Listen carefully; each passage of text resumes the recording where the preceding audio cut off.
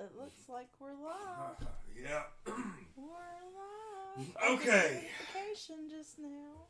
So, like, basically, really quick, I'm Lonnie. I'm Amberlicious. We are Untitled Nerd Network. This is, look, yeah, like, seriously, y'all gotta pay attention to this. Like, I'm gonna give it a couple of seconds, but, Spoilers. yeah, we're gonna be doing, like, full spoilers alert everywhere. across the board. Matter of fact, I'm not even recording right now. We're just broadcasting, and I'm about to hit as soon as I hit the record button, we'll go into, like, the video proper. But I want to give everybody a chance to get on here. There's a lot of, like, I'm going ahead and tell you. Look, this is such a big thing. I'm not sharing it anywhere. Yeah. People are going to have to come across it on their own because I'm not sharing it anywhere. I don't want to spoil it for anybody. Most of our audience very likely is not going to want to watch this video right now. Yep. Because we will be giving full, absolute spoilers to Spider-Man No Way Home. The movie has literally been out about 4 hours. That's it. Yep. This is probably one of the earliest reviews we've ever done. Yeah. We've never gone and seen a Thursday at 3:15 p.m. movie. Yep. But like I said, like, once the eye opens up, that means the spoilers are coming. I want to go ahead and let everybody know that this movie, without giving anything away early, the trailer, while it did deliver some pretty good plot points in regards to the movie, there was a ton of misleading stuff in the trailer itself, some of which did not even appear in the movie. But that's not giving you any details or anything, but just know that there's some stuff in the trailer that does not appear at all in the film. Yep.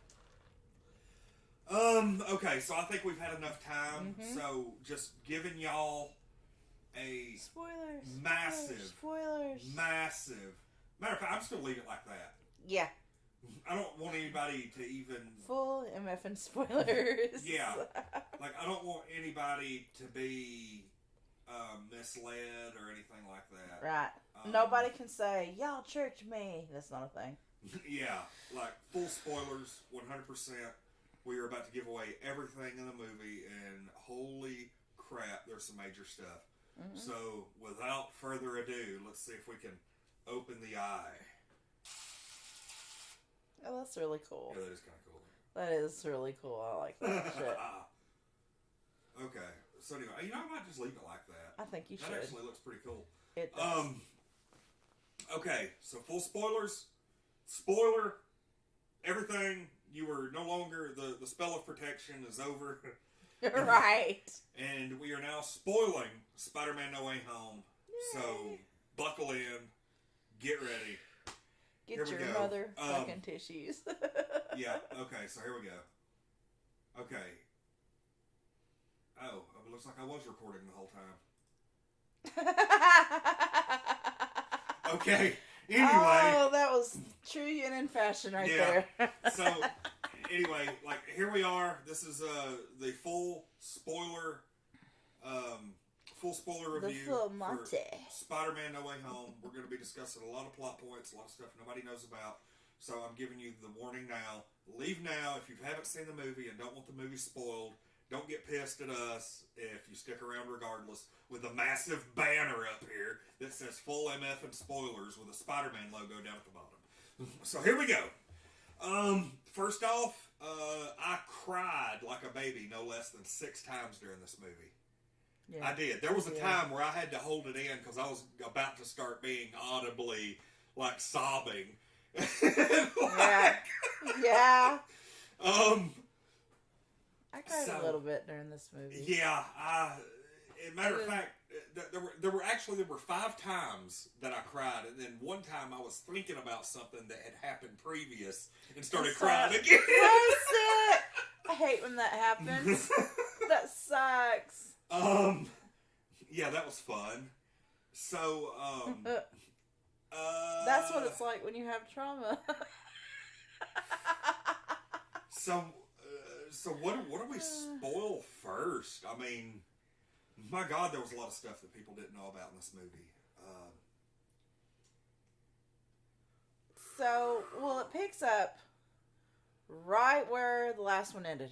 Literally. Yeah, the after credits scene. Yes, where, he exposes his identity and his face. And it gives us a brief of, like, what his life is like now that everybody knows his identity. And it was miserable. It was, because they literally followed him to Aunt May's apartment where he stayed. To school. From the bridge there to there. Like, it literally followed him to there. And so they end up going and staying with Happy after her and Happy break up because she just really wanted to fling. Aunt May just wanted to get laid, and Happy went all in, of course. I would too. Boundaries, I know. Aunt May's great. Aunt May is great. I bet Aunt May threw it on him good too. He fell in love. That's how them good-hearted women are, Yeah. But anyway. So yeah, they end up following him for his first day. What, his freshman year? Or no, his senior year. Yeah. First day of senior year. They're all trying to get into MIT so they can be together. But, like, he can't even really enjoy school life because I'll say that doesn't really work. all the students are taking pictures of him. And then, of course, the whole city's divided into he's a hero to he's an enemy. Yep. He's a menace. So he has that going on too. His MJ and Ned everybody ends up getting refused to MIT. Yep, that's what really brings it. So he realizes that, hey, this is not only affecting me, but it's affecting my friends as well. My family. Yep. So Aunt May had to leave her apartment, and they had to go, live with Happy. And yep. So he ends up getting the idea to go to Doctor Strange. This is like the part that we all see in the trailer. Mm-hmm. And he, Doctor Strange explains to him pretty quick, hey, we can't make changes to this spell because it'll screw things up. And like in the trailer, he's like, well, I want MJ to know. Oh, I want Ned to know. Oh, I want Well, here's the my Aunt May thing. to know. Before we start that, in the trailer, first of all, we learned because Doctor Strange was a part of the Snap, he's not the Supreme. Yeah, and they don't say who is. It's his partner. Oh, Wong? Yeah. I didn't know. Okay. They sit there and said that. I know. Okay. And he kind of got it because he wasn't around. Doctor Strange wasn't around. Yeah, he was gone for 5 years. He was gone for 5 years, so he kind of just took the job as the I can't believe Supreme. I missed that I part. can't believe you missed that either. I absorbed so much there wasn't anything left in the sponge for a second. But anyway, he said, I can make everybody forget. There's no way to change what happened and go back in time, because that's what he wanted to do. He wanted to go back in time. He's like, not to mention, I don't have the time stone anymore. And but his partner was like, I don't know if you want to do that spell. He's like, we've used it for less things. Do you remember this party? And he was like, no. He said, my point exactly. Yeah. And so, but in the trailer, Wong was like, don't do that, it's dangerous. And he's like, oh, I won't. And then he winks at Spider-Man after he leaves. Well, that didn't happen. Yeah. Wong was just like, be careful, and left him. Yeah, there was a lot of plot points in this movie that happened in the trailer that did not happen. And I'll go ahead and say, I know we're doing this live, but we're not really going to be interacting I a lot have with one the minor chat. nitpick on the film. I wish they improved. What's that? I'm curious. Yeah, I am kind of curious as that, but we're not going to be able to say hi to everybody and everything. Right, but I do want to hear that though. Because I didn't have a single nitpick in the whole film. I didn't either. So of course, Peter ends up making 5 or 6 changes to the spell the whole thing just blows apart. Of course, you know, we knew that part. You know, the villains start popping in and everything, and they like kind of. Everybody was thinking, okay, let's see what we got here. I felt they could have done more with Green Goblin and Spider-Man on the bridge. I know the scene was more about Dr. Ock and Spider-Man, but I was hoping for some interaction between Spider-Man and the Green Goblin. Well, that was the whole thing of like storytelling. Yeah. They got that at the end. They did get that at the end. The payoff happened at the end. Yeah. That was just build up. I wasn't really concerned with that because you thought you were going to get it right there at the beginning, and then he zips into and you're kind of wondering like, whoa, what the hell happened? Right. But they end up like capturing all the villains, including Norman Osborn. And, Norman goes with him, okay, and oh my gosh. That's the first part I cried. When Aunt May called him, is like, I have this man that's asking for you. And he was all confused. Like that was he had legit. Dementia, and I was like, oh my God, that's awful. That's so terrible. See, like, I hate that. Thing is, I believe that was legit. Like, he really goes back and forth. Yeah. And he knew, like, you know, what was going on. And, because if you notice, that's what happened at the end of the first Spider-Man film was right before he died, he came to was like, you know, told him, don't tell Harry. Yeah. You know, that he was Green Goblin. But, man, like, that got me. That was one of the instances that got me. That was that was rough. There were some of the fight scenes, like the one where Sandman protects him from Electro when they first pop up. That got me, because I was like, oh man, this is really happening, you know? Yeah. And it was just how they introduced everybody. Well, Doctor Strange ends up, like, containing the botched spell in this little cube, and people have been kind of debating on what that meant through, you know, all the, you know, fan theories and stuff that's been going around. And that was just a containment for the spell. That's all it was. When they hit the Basically, button, he made a detonator. Yeah. That's what he did. And so when they made that happen, basically what would happen is they would hit the button and it would send everybody back. But Peter found out that, hey, everybody that goes back, they're going to go back to the point where they died. They're going to die. And he was like, we've got to help these guys, help them not die, fix them. They've got things wrong with them that can be, we have the resources to fix this. And right. And literally, they were in another universe where they did have the resources. That's just it. Yeah. You know. I mean, the thing, okay, here was another point, is the scene that got out where the nanobots got on to Doc Ock's arms. Everybody was thinking, oh, you know, this means that all the villains are going to have Stark Tech and all this. That was true in a way, but not the way everybody was thinking. They were getting Stark Tech to help them, you know, fix themselves. They fixed Otto Octavius's that little disruptor, you know, the control chip that kept his arms in check. They made antidotes for Sandman, Electro, and the Lizard. They made something to neutralize the Goblin toxin. We're getting there, Sean. Yeah, we're getting there. If you want to know, stay tuned. We're getting there. Also, Lizard Man was useless. I would have been fine if he'd never been in this film. Well, they had to include everybody's villains. That's what it is. Yeah, they wanted to give everybody time to shine. And yeah, the Lizard kind of was, but at the same time, they put him... They made him useless in a way that was very believable. Yeah, because he's just a fucking lizard. They even kind of picked at that a little bit in the movie. Yeah, and he was like, oh, I'm surprised I didn't even know you could talk. Yeah, they really didn't even know he could fucking talk. Hell, Ned thought he was a dinosaur for like half the movie. Yeah, so they kind of picked on like, what the fuck's wrong with you? So, I want to, before we continue in the plot, I want to go ahead and say, everybody was so excited that J.K. Simmons was coming back as J. Jonah Jameson, and they were expecting J. Jonah Jameson from the original Spider-Man movies. I'll go ahead and tell you, this movie, he was a fucking prick, and I did not like him.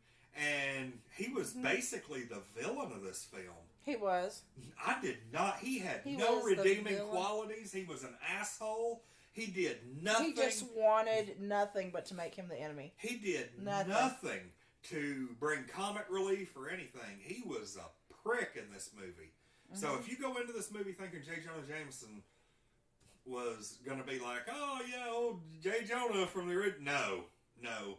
This dude is old, pissed off, brings Spider-Man down, and he... No matter what. And what got me is there were times where I would be like, sitting there like crying from something horrible that had just happened. He pops up, Spider-Man's and I'm like, shut the fuck up. You know? Spider-Man, yeah, wow, like damn I'm it. like, they that is how you're supposed to feel towards him. Yeah. You know, he's not supposed to have, I mean, he does have redeeming qualities. But you saw Not him in this through film. you saw him through Spider-Man's eyes. Yeah, Like, that's what it was. Yeah, and I'm like, yeah, he had nothing. So anyway, they have this whole thing like they're giving all the villains like this technology to try to fix whatever's wrong with them. And however, right when everything's kind of getting fixed, freaking J. Jonah Jameson shows up, all the police start showing up, and Norman Osborn reverts back to Goblin persona and completely fucks everything up. Yep. Completely. And major spoiler coming. He throws a pumpkin bomb. Aunt May's there with everybody. He throws a pumpkin bomb. Peter tries his best to shield her, and she ends up getting mortally wounded, and she dies. And what was probably one of the most heart-wrenching scenes in MCU history up to this point. It was right up there with the snap. Oh, yeah, the snap. Because I would like to say that, you know, the snap when Peter disappeared, that was rough. That was. I cried my eyes out. But I cried my eyes out for Aunt May, too. Yeah, because... Well, here's the thing. I knew as soon as she said, with great power comes great responsibility, she was going to die. They might as well have just checked her and out I was at like, that point. fuck, she's about to die. And she literally died 3 minutes later. And I was like, damn, they didn't waste any time on that. Well, they gave you hope because she stood up and was like walking around with him and everything. And you're like, okay, maybe we're okay now. And no, she was just kind of powering through it before she just had to collapse. And yeah. That was bad because... You had, about that time, freaking, let's go ahead and, one major plot point we missed from Act 1.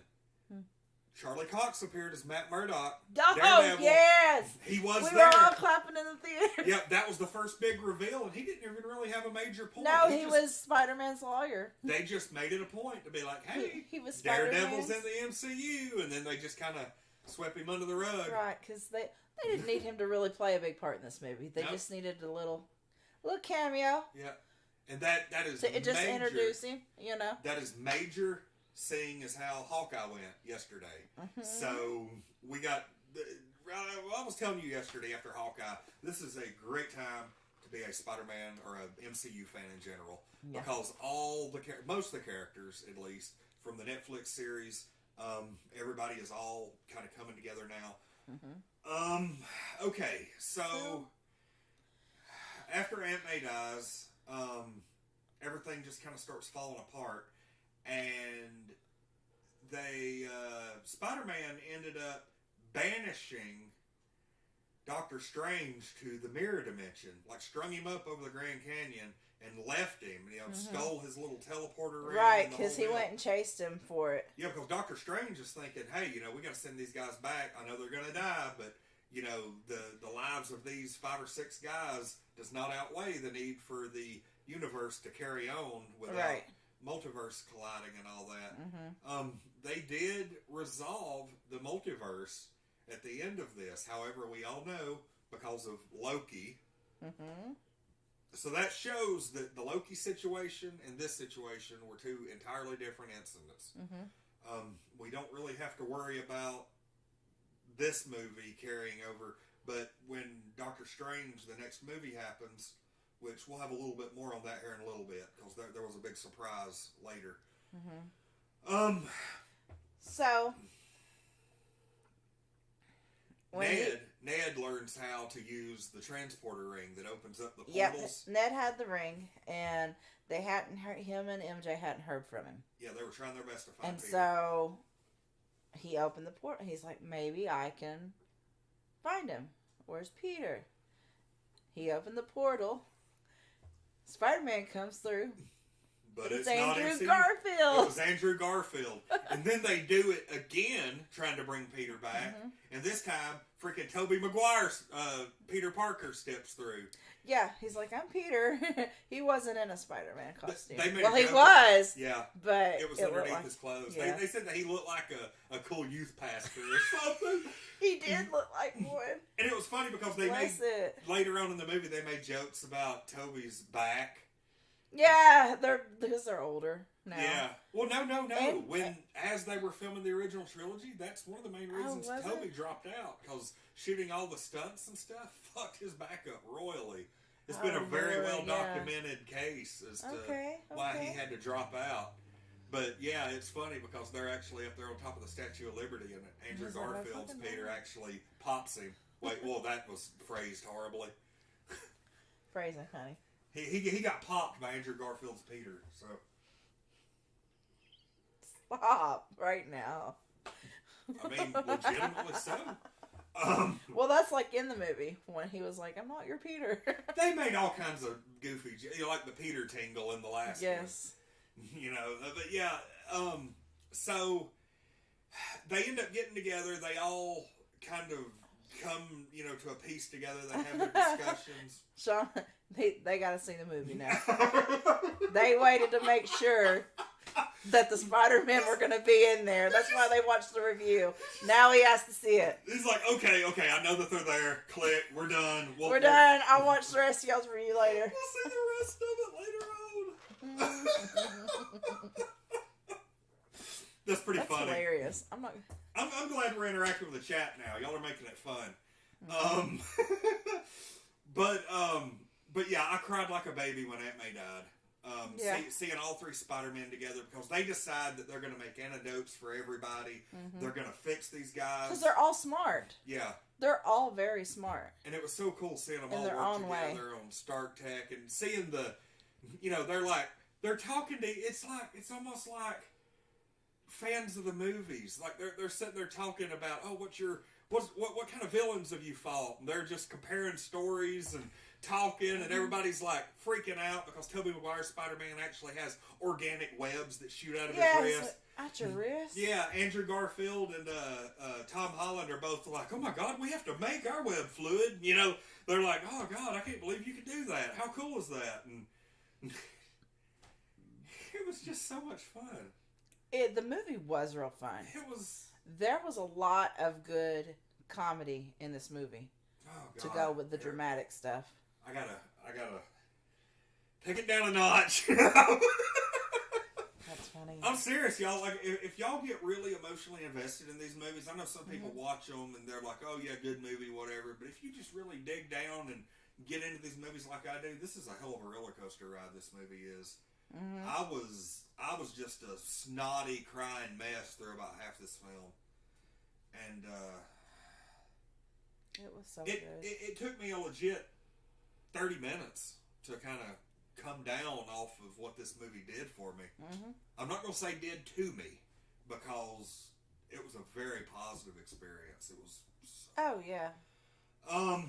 So anyway, there were no more big reveals at the end. I know a lot of people were expecting when the multiverse opened up or whatever, around the Statue of Liberty, they had those nighttime shots of the purple sky breaking up and everything. Mm-hmm. There were theories going around, the X-Men might pop up or whatever. And this is going to sound weird, but I'm so damn glad they did not do that. Yeah, because this movie was great without that. Yeah.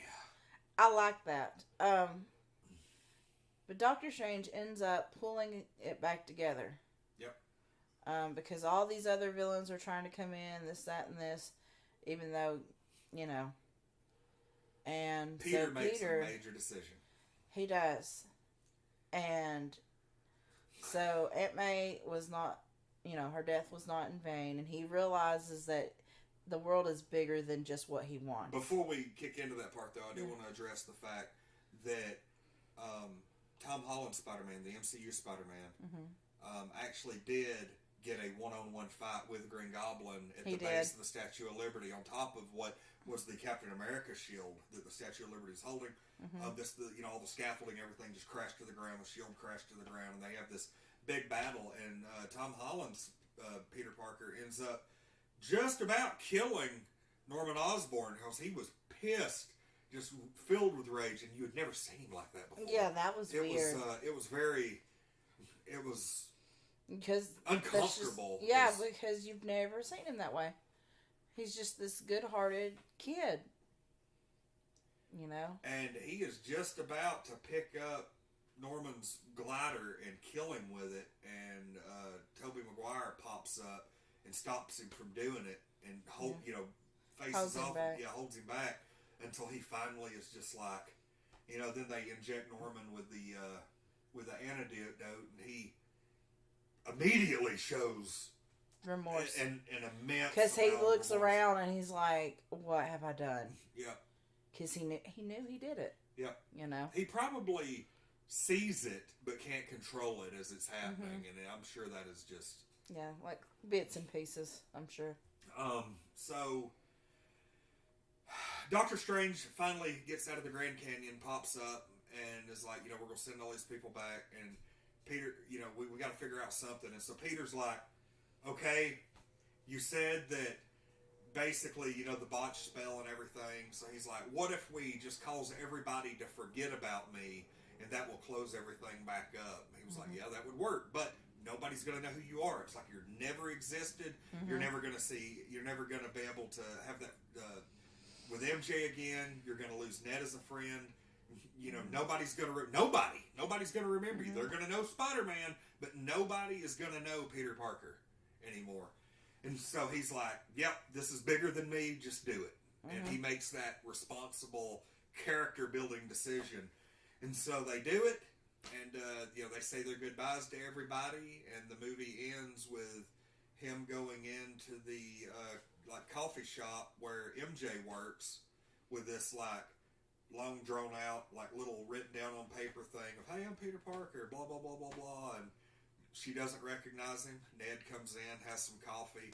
He sees that they were both accepted into MIT. Everything's working out for them. And he kind of makes peace with that and leaves. And I tell you what made me sad is when he went to see Aunt May's grave and Happy was there. That was another one. God, I cried. I cried during that scene. Yeah. That was so sad because he didn't know Peter, and they had spent so much time together.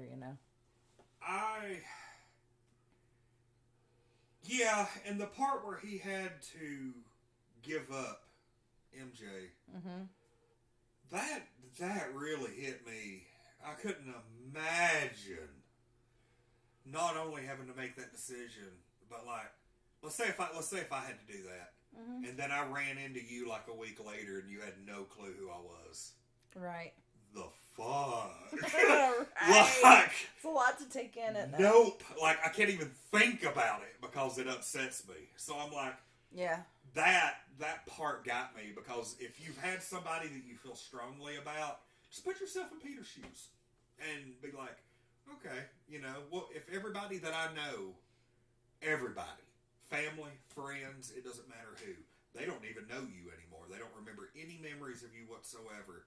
Could you make that decision to save the entire, not only this world, but every multiverse? That would be, terrible. That would have to be the hardest decision in the multiverse that you would ever have to make, and I couldn't imagine. But so anyway, that's how it ends. He's going out being Spider-Man again. It's almost like he doesn't even have to worry about being Peter Parker anymore. Because now he's free to be Spider-Man. But he got his own little apartment. Yeah, he had to choose. He was going to take his GED because he couldn't go back to school.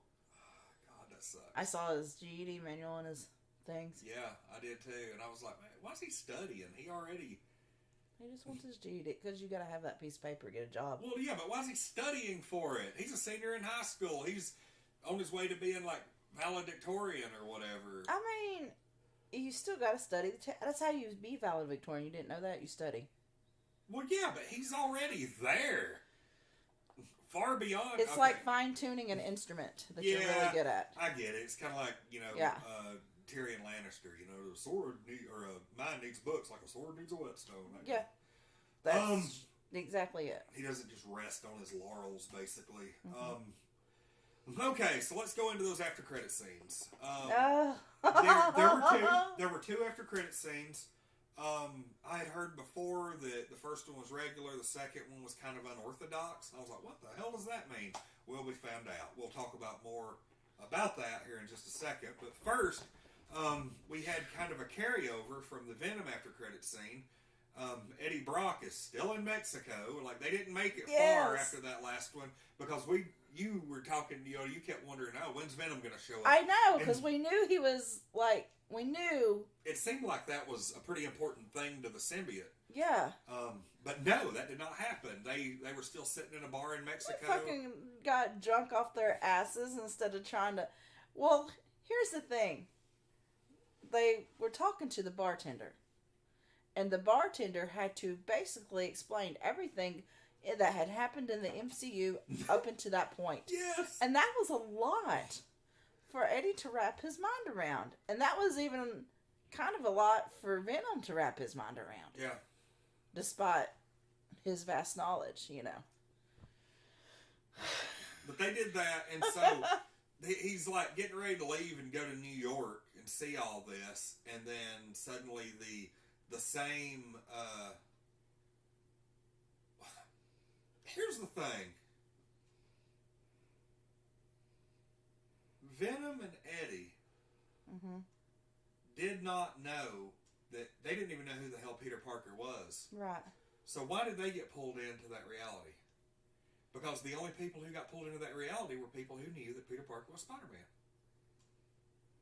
So why did Venom get pulled in? Did he knew Spider-Man, though. How? Well, he recognized him on the TV. How?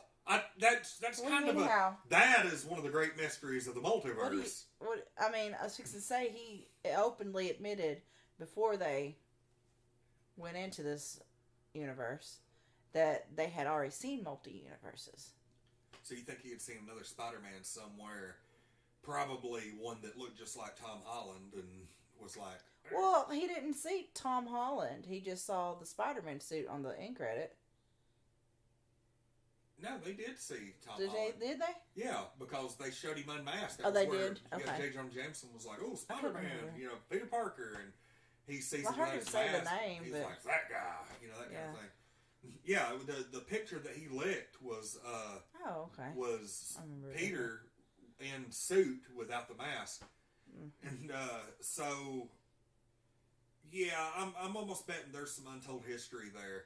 Like maybe he had been in another portion of the multiverse, and maybe he had even bonded with Spider-Man at some point, or maybe, just maybe, the Spider-Man 3 symbiote, maybe the Venom that we have in this one is like a offspring. I mean, that's what I was thinking, because he knew the history of symbiotes. Yeah. He told him that. He was like, we have so much history. So that would have to mean that the Spider-Man 3 Venom symbiote is either related to, or maybe even the same one that was attached to Tobey Maguire's Spider-Man. That's Spider-Man what I'm 3. thinking, yeah. Not to mention, I mean, they all kind of look the same anyway. That's true. They all look like Peter Parker, per se. So anyway, Venom ends up disappearing when the spell, kicks in and sends everybody and back Eddie, in they there. just... But that's not all, because the camera zooms in on the countertop, and there's a little bitty piece of symbiote, and right before the camera cuts, it starts crawling. So I'm like, where is this dude going? Is he just going to hop into the Gulf and carry over to New York, and we're going to go say hi to Spider-Man next movie? Who knows? I mean, seriously, I don't know. I mean, Venom's not going to be a part of it, Eddie Brock, because he's back. So now we have the symbiote in the MCU, and that just opens up a whole world of possibilities. He may not even attach to Spider-Man. Hell, he might attach to Hawkeye or somebody. Or ends up on Kingpin. That'd be something. I mean, they have a full line of pop vinyls that are Venomized. It's everybody, even like Captain America, Yeah. Iron Man, Loki, Yeah. you know, Silver Surfer, Venom, you know, the whole 9 yards. That's pretty cool. But anyway, the second after credit scene, but both of these credit scenes knocked it out of the park. Yeah. Because the second one wasn't an after credit scene per se. It was actually It might as well have been a preview. It was like a pseudo trailer for Doctor Strange and the Multiverse of Madness coming out in what, March? Yeah. Let's look and see when. Doctor Strange Multiverse of Madness release date. In the United States of America, Doctor Strange in the Multiverse of Madness comes out on May 6, 2022. Oh, shit. We got another 5 Not months. till May the 4th. Damn it all. We got some movies to watch for then, though, I'm sure. Yeah. No, that's next. That's the next one? We don't have another one? No. I mean, we're going to have, like, yeah. Well, shit. So, anyway, Black Widow Eternals, Spider-Man No Way Home. Like I'm looking right now. I see. I'm going to be pretty quick. Okay. Wait. Well, they kind of screwed around with that. Okay, so we've got Spider-Man, which is today. Doctor Strange in May 6th, and then Thor Love and Thunder July 8th. Oh, and then the new Black Panther is going to be November 11th. Okay. It's pretty spread out then. Yeah. 2 summer movies and then a winter movie. Yeah. Alright, well, anyway. So the next, it was Doctor Strange Multiverse of Madness. That was the second. That was the after credits scene was basically a trailer. You get to see Doctor Strange. The dude who left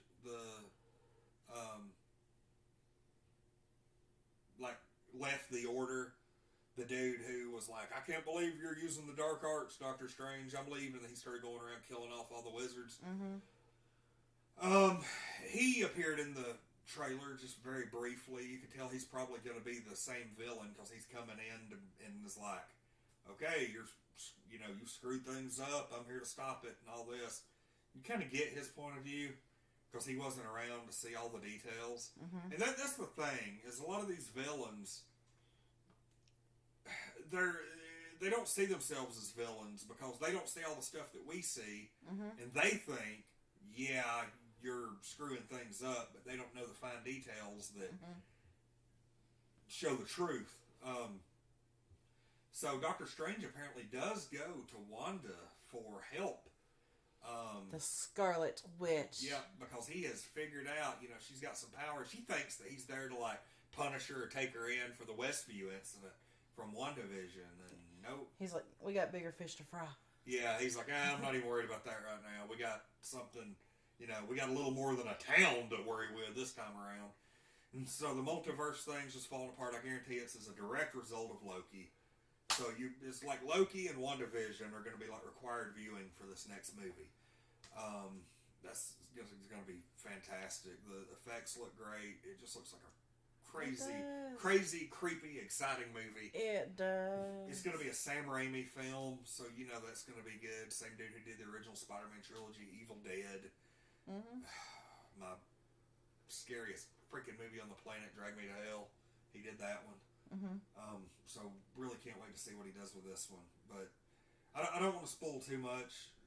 We kind of gave you a roundabout highlight synopsis of the whole thing. So anyway, I guess that's pretty much it. What's your? We don't even have to discuss the numbers we give it because this is the perfect Marvel movie. I think it's an 11. This is perfect 11. I like this movie better than Endgame and Infinity War. I do. There was just I don't know if I like it better, but I like it just as much. Yeah. That's for sure.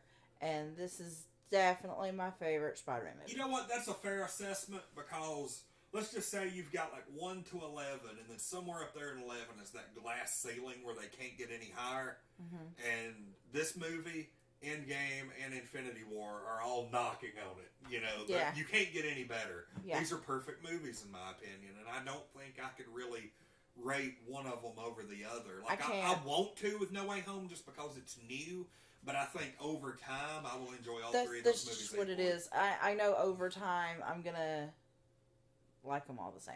Yeah. But this is definitely my favorite Spider-Man movie. Out of all the Spider-Mans. Even the other Spider-Mans. All the Spider-Mans.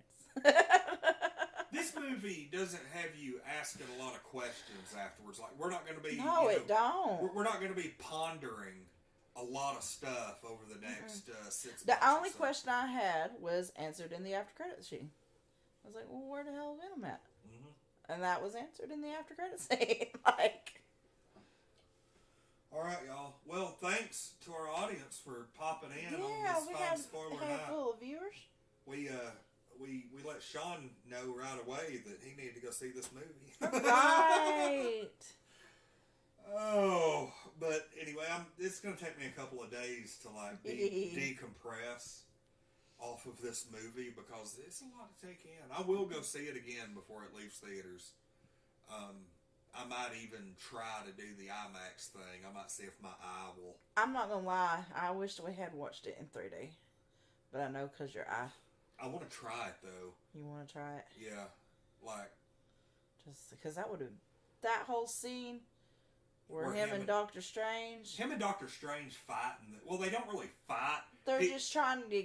They're struggling over... They're playing keep away with a box. Basically, with a detonator. Yeah. No, it's fine. No, it's fine. Oh, God, that was intense. That was a good scene. And I really wish we could have watched that in 3D. That would have been... But I'm telling y'all, like, don't... If you're, like, just joining us by chance, don't go by the trailer because the trailer was so misleading and there was a lot of stuff in the trailer that didn't... Only about half the stuff that was in the trailer was in the movie. Yeah. And or edited in some fashion. Just go ahead and be ready because that's the way the future's going. Most of the trailers now are just going to be so misleading. They're going to make you think, oh, that's going to happen, that's going to happen. But I'm to the point now where I really don't want to do fan theories on the trailers anymore because there's a good possibility that huge chunks of it don't even appear in the movie. Mm-hmm. They're not even canon. So, like, why even bother? Like, It's fun to discuss, and yeah, we get views off of it, but to be honest, any fan theory that's happened over the last 6 months, I haven't really seen anybody be right.